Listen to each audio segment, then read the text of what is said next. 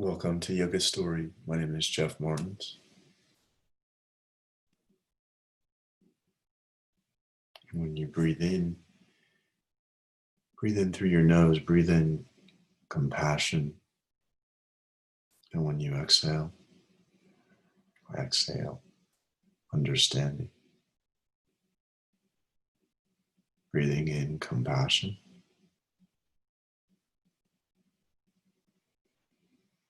and exhaling understanding.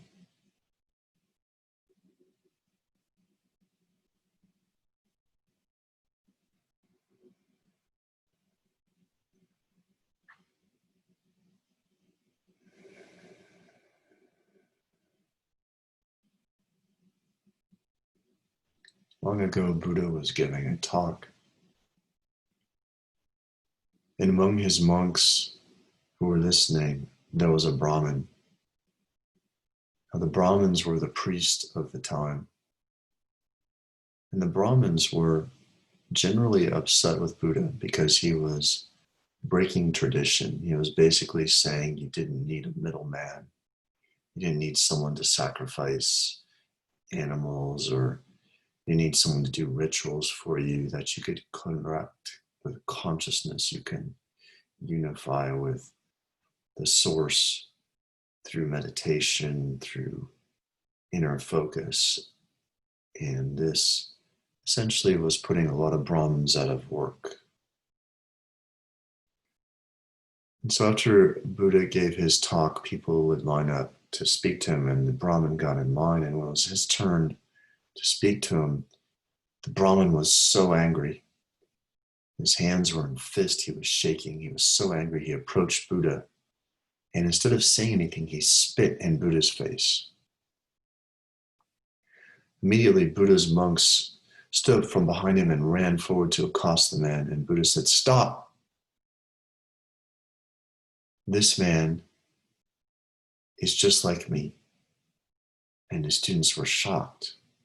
"How is this man just like you? He just spit on you. You would never spit on anybody." "This man," Buddha said, "is just like me. So often when I am giving a talk, when I'm giving a satsang, when I am talking about truth, when I am talking about the reality of things, words, they fail me. I cannot think of the right words. Words are so inadequate. There's no way to express what I'm talking about. This man is the same as me. This man, he comes before me and he has an expression in him that words cannot convey. Words are at a loss for him, and he is communicating to me the only way that he knows how. Please leave this brother alone." The Brahmin was shocked that this reaction was happening, that he wasn't being grabbed and thrown out, and he turned around and ran away in shame. The next day, Buddha was giving another talk, and the same Brahmin was in the audience. And Buddha was talking about compassion. He was talking about understanding the other as yourself.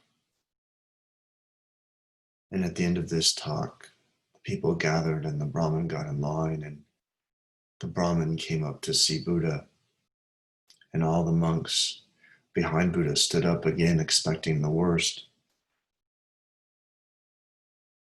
But when it was the Brahmin's turn to speak to Buddha, he got down on all fours and he bowed his head, and he was weeping.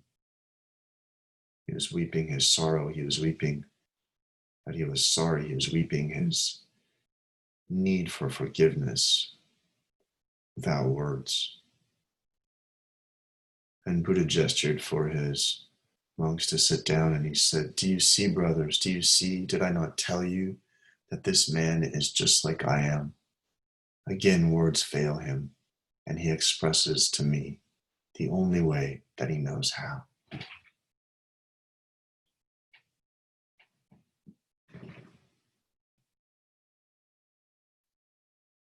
When you breathe in through your nose, inhaling compassion. When you exhale, exhale through the nose, exhale understanding.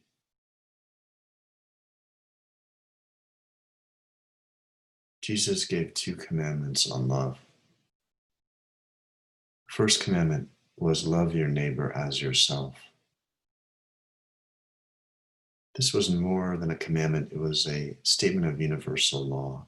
You can only love and accept your neighbor to the extent to which you're able to love and accept yourself. The second commandment that Jesus gave about love is to love one another as I have loved you. This is the love of the Master, the Guru, the Saint, the perfect love that sees beyond fault, that sees beyond reaction, the perfect love that sees the perfection in the other and knows that this perfection is the same perfection that lies within the self, that lives within the self, and that unites us all. Breathing in through the nose, breathe in compassion. Exhaling through the nose, exhaling understanding.